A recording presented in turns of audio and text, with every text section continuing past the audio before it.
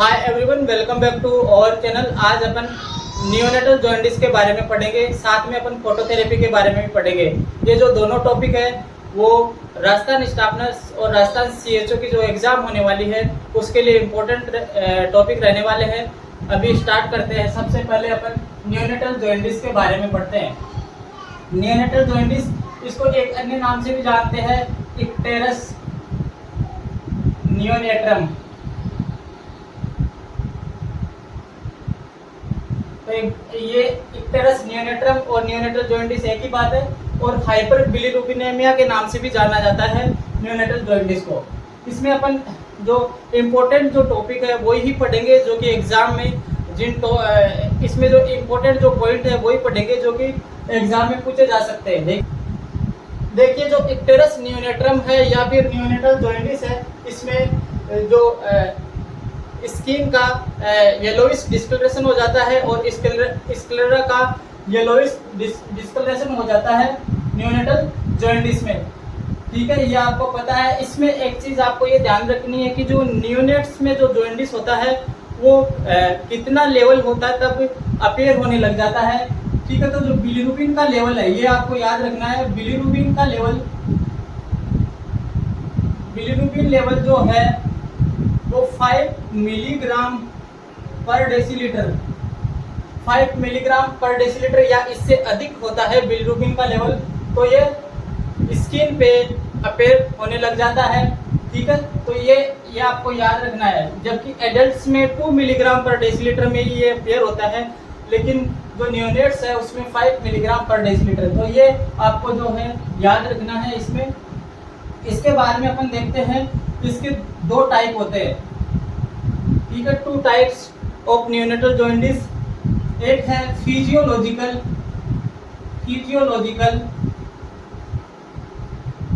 Neonatal jaundice, है ना।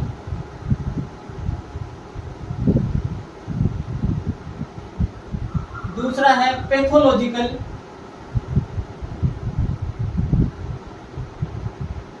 Neonatal jaundice. इसमें क्या याद रखना है आपको, जो फिजियोलॉजिकल जो नियोनेटल जॉन्डिस होता है वो फर्स्ट वीक में अपीयर होता है। ठीक है, फर्स्ट वीक में अपीयर होता है। इसमें भी आपको ये ध्यान रखना है। इसमें आप देखिए, जो फिजियोलॉजिकल जो जॉन्डिस है, फिजियोलॉजिकल नियोनेटल जॉन्डिस में आपको क्या ध्यान रखना है कि जो टर्म बेबी है, टर्म बेबी और प्री टर्म बेबी, तो जो टर्म बेबी है उसमें 36 से 72 घंटे में जो है बिलीरुबिन लेवल क्या है अपीयर होने लगता है। इसमें टर्म बेबी में 36 से 72 घंटे में जॉन्डिस अपीयर हो जाता है, फिजियोलॉजिकल जॉन्डिस। ठीक है, लेकिन प्री टर्म बेबी में थोड़ा पहले अपीयर होता है टर्म बेबी से, लेकिन कभी भी ध्यान रखना ये 24 घंटे पहले नहीं होता है। ठीक है, 24 घंटे पहले कभी नहीं होगा, लेकिन इससे थोड़ा पहले अपीयर होने लगता है टर्म बेबी से। इसमें एक चीज और आपको ध्यान रखनी कि जो पीक लेवल है बिलीरुबिन का जो पीक लेवल है, इसमें जो टर्म बेबी है, टर्म बेबी में बिलीरुबिन का पीक लेवल होता है वो 5 से 6th डे पे होता है। ठीक है, 5 से 6th डे पे। जबकि प्री टर्म बेबी में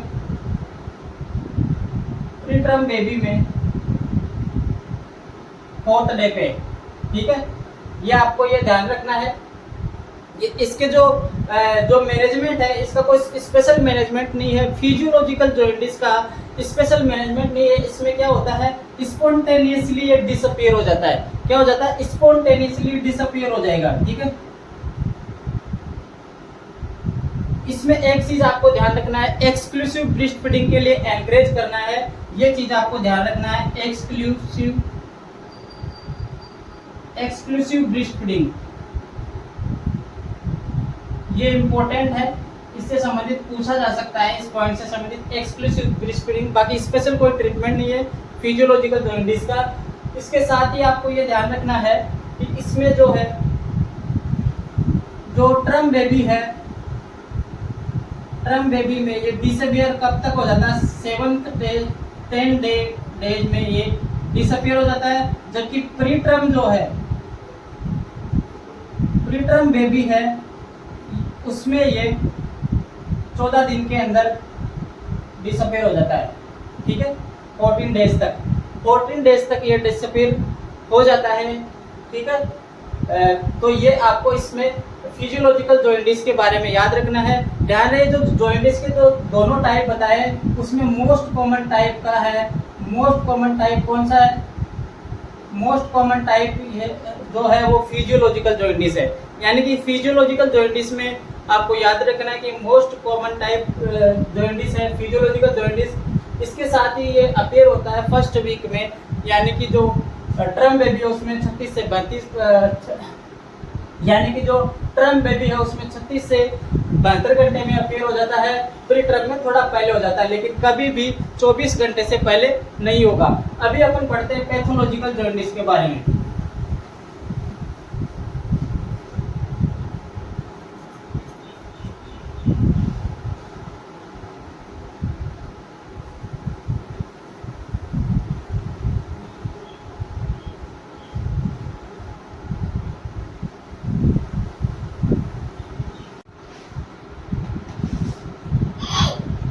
अब पैथोलॉजिकल जॉइंटिस के बारे में देख लेते हैं।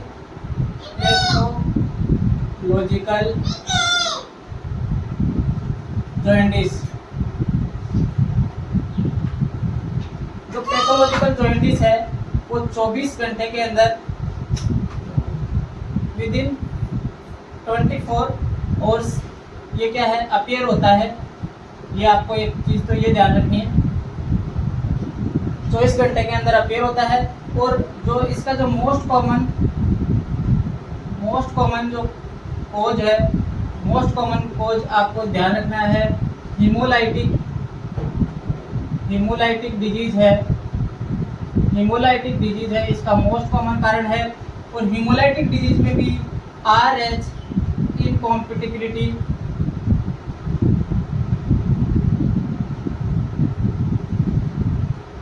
इसका मोस्ट कॉमन कारण है, आपको ये ध्यान रखना है। ठीक है, ये पैथोलॉजिकल जॉइंटिस के बारे में आपको ये 2 पॉइंट है वो मोस्टली ध्यान रखने हैं। देख लेते हैं।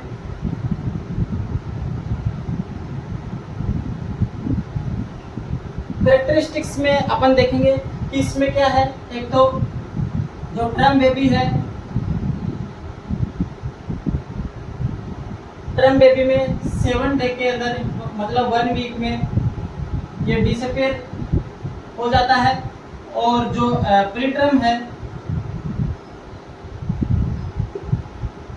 उसमें 2 वीक लगते हैं। ठीक है, डिसअपियर होने में। इसका ट्रीटमेंट किया जाता है। इसके साथ ही इसमें जो है बिलीरुबिन का जो लेवल है,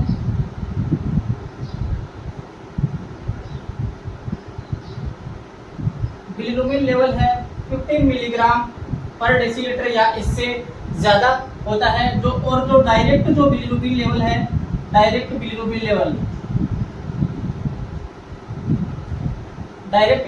लेवल है वो 2 मिलीग्राम पर डेसीलीटर से अधिक होगा। इसके साथ ही पाम एंड सोल है जो क्या है वो येलो हो जाएगी इसमें। ठीक है, ये इसके कुछ स्पेशल कैरेक्टरिस्टिक्स है जो आपको ध्यान रखने हैं।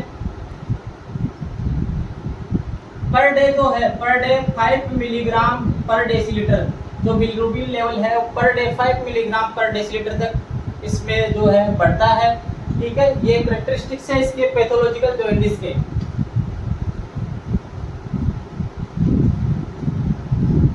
एक आपको इसकी ध्यान रखना है कि इसकी 2 कॉम्प्लिकेशन हो सकती है, वो कॉम्प्लिकेशन आपको ध्यान रखना है। कॉम्प्लिकेशन कौन कौन सी हो सकती है? कॉम्प्लिकेशंस में देखिए आपको एक तो ध्यान रखना है ट्रांजिएंट इंसेफेलोपैथी।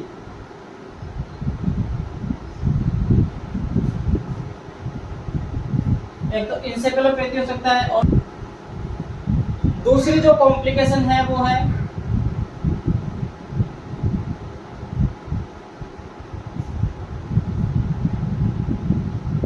कर्निक्टेरस, ये आपको ध्यान रखना है। ये ब्रेन से जो न्यूरॉन्स है ब्रेन की, उनसे रिलेटेड ये कॉम्प्लिकेशन है। इसमें क्या होती है, जो ब्रेन की जो सेल है, ब्रेन में कुछ स्पेशल जो पार्ट है वहाँ की जो सेल है वो क्या होती है, डैमेज हो जाती है।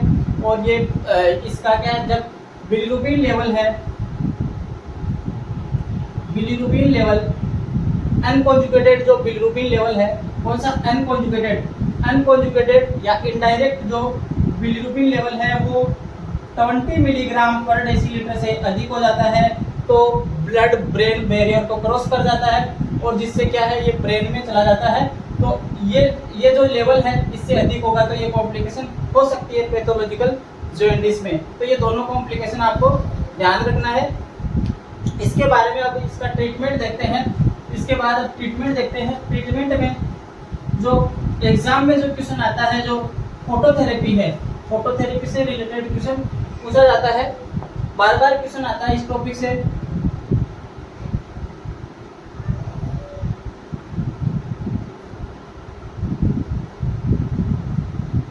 फोटोथेरेपी, फोटोथेरेपी में अपन जो इम्पोर्टेंट जो पॉइंट बनते हैं वो देखेंगे। इसमें लाइट का यूज किया जाता है, स्पेशली जो ब्लू लाइट है, ब्लू लाइट के अंदर बेबी को रखा जाता है। Baby is placed in blue light, ठीक है, ये आपको ध्यान रखना है। तो ब्लू लाइट है ये मोस्ट इफेक्टिव लाइट है, ठीक है, मोस्ट इफेक्टिव जो लाइट है वो ब्लू लाइट है। इसकी जो रेंज होती है, जो वेवलेंथ है, वेवलेंथ 420 से 600 नैनोमीटर तक इसकी जो है वो रेंज है। ये भी एग्जाम में पूछा जा सकता है, ठीक है। तो ये आपको ये दो पॉइंट, इंपॉर्टेंट पॉइंट इसमें फोटोथेरेपी में याद रखना है। इसके साथ ही इसमें जो न्यूबॉर्न बेबी है और न्यूबॉर्न बेबी और जो लाइट है उसके बीच में कम से कम 45 सेंटीमीटर का गैप होना चाहिए, डायरेक्ट कांटेक्ट में नहीं होना चाहिए। इसके बाद अपन देखते हैं इसमें जो नर्सिंग केयर से रिलेटेड एग्जाम में क्वेश्चन आता है, नर्सिंग केयर से इसमें ये फोटोथेरेपी काम कैसे करती है, ये इसमें क्या होता है, जो है ये अनकॉन्जुगेटेड जो बिलीरुबिन है उसको कॉन्जुगेटेड बिलीरुबिन में चेंज करती है, जो कि वाटर सोल्यूबल होता है और यूरिन और फीकल मैटर के थ्रू बाहर निकल जाता है, ठीक है। तो ये आपको ये ध्यान रखना है। इसमें जो पॉइंट है वो कहाँ से पूछे जाते हैं, एक तो इसके नर्सिंग केयर से और दूसरे इसके क्या क्या कॉम्प्लिकेशन होती है। तो नर्सिंग केयर में अपन देखते हैं, नर्सिंग केयर में जो इम्पोर्टेंट जो पॉइंट बनते हैं वो देखते हैं। इसमें कौन कौन से हैं, एक तो क्या होता है जो न्यूबॉर्न बेबी है जिसको फोटोथेरेपी के अंदर प्लेस किया जाता है, यानी कि इसमें उसके जो है आई है, आई को कवर करना है। और दूसरा है जो जेनाइटल जो एरिया है, जेनाइटल एरिया को भी क्या है कवर करना है, क्योंकि आई में इससे रिलेटेड कॉम्प्लिकेशन हो सकती है। फोटोथेरेपी से रेटिना से रिलेटेड रेटिनल डैमेज हो सकता है और जेनाइटल एरिया में जो गोनाडल डैमेज हो सकता है कॉम्प्लिकेशन के रूप में। तो इसलिए ये दो चीज़ आपको एक तो ध्यान रखनी है। नर्सिंग केयर में जो आई है वो क्या है, डायरेक्ट एक्सपोज नहीं करनी है लाइट के, इनको कवर करनी है और जेनाइटल एरिया को कवर करना है। इसके साथ ही इसमें जो हाइड्रेशन लेवल है बेबी का वो मेंटेन रखना है। हाइड्रेशन लेवल कैसे मेंटेन रखेंगे, 2 आवरली, कम से कम 2 आवरली क्या है उसको एक्सक्लूसिव ब्रेस्ट फीडिंग करवानी है, ब्रेस्ट फीडिंग करवानी है। इसके साथ ही उसको है ना जो टेम्परेचर है, टेम्परेचर चेक करेंगे, टेम्परेचर जो चेक करेंगे न्यूबॉर्न का वो भी 2 आवरली करते जाएंगे, ठीक है। ये भी ध्यान रखना है क्योंकि इसमें कॉम्प्लिकेशन जब अपन पढ़ेंगे उसमें हाइपोथर्मिया और हाइपरथर्मिया दोनों प्रकार की कॉम्प्लिकेशन देखने को मिलती है। इसके साथ ही जो बिलीरुबिन जो लेवल है, बिलीरुबिन लेवल है वो कम से कम 12 आवरली चेक कर लेना है, मतलब 12 घंटे में एक बार तो बिलीरुबिन लेवल चेक करना है, जिससे पता चलेगा कि फोटोथेरेपी का क्या प्रोग्नोसिस है वो देखना है। का जो वेट है ना वो वंस इन डे, ठीक है, एक दिन में कम से कम एक बार तो करना ही है वेट, ठीक है। ये इसमें ध्यान रखना है। स्किन को चेक करते रहना है, स्किन डिस्कलरेशन, स्किन पे कोई रेसेस तो नहीं है, ये देखते रहना है, ठीक है। ये इंपॉर्टेंट पॉइंट है जो आपको याद रखने हैं। बेबी की जो पोजीशन है, पोजीशन वो टू ओवरली चेंज करनी है, ठीक है। ये नर्सिंग केयर से संबंधित कुछ इंपॉर्टेंट पॉइंट थे जो आपको याद रखना है।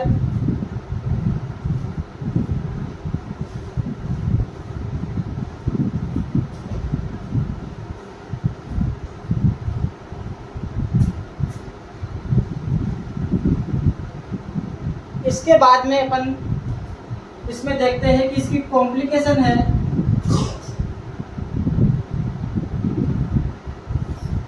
कॉम्प्लिकेशंस कौन कौन सी होती है, कॉम्प्लिकेशंस से रिलेटेड एग्जाम में क्वेश्चन पूछ सकते हैं। तो bronze baby syndrome, bronze baby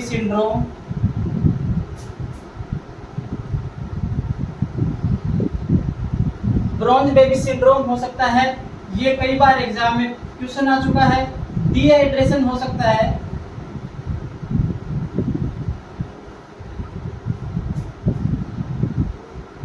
इसके साथ ही हाइपरथर्मिया,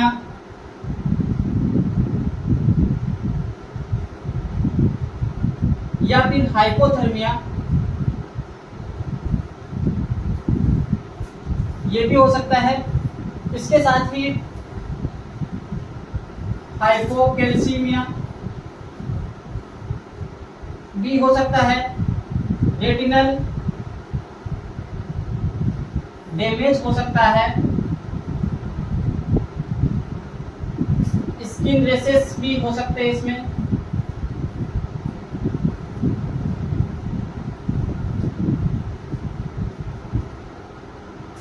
इसके साथ ही गोनाडल डैमेज,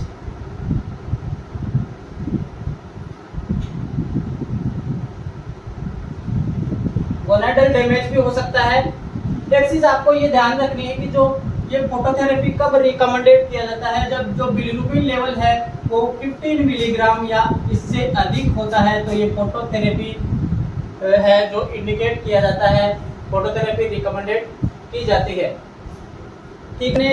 फोटोथेरेपी और जो न्यूनेटल जॉइंटिस से संबंधित इंपॉर्टेंट पॉइंट पढ़े हैं, जो कि एग्जाम में जिन पॉइंट्स से क्वेश्चन बन सकते हैं वो अपन ने सब पॉइंट कवर किए हैं। अगर आप हमारे चैनल पे फर्स्ट बार विजिट कर रहे हैं तो इसे शेयर कीजिए और सब्सक्राइब कीजिए। Thanks for watching the video.